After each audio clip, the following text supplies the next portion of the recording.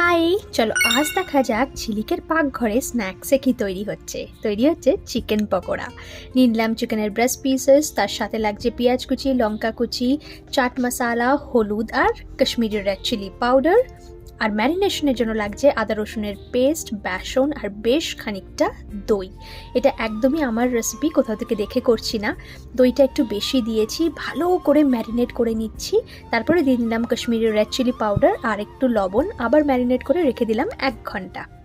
1 ঘন্টা পর ওর সঙ্গে মিশিয়ে দিলাম টমেটো সস আর আগে থেকে ভিজিয়ে রাখা ডাল, মুসুরির ডালটা দিয়েছি যাতে একদম বেশ মুচমুচে করকরে একটা ব্যাপার আসে। কর্নফ্লাওয়ারও দিইনি, ঘরে যা ছিল সেই দিয়েই বানিয়েছি আর trust me, it was delicious.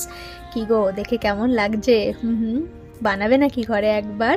একটু অন্যরকম হয়েছিল, ডেফিনেটলি ট্রাই করতে পারো। চলো আজ আসি, টাটা, ভালো থেকো।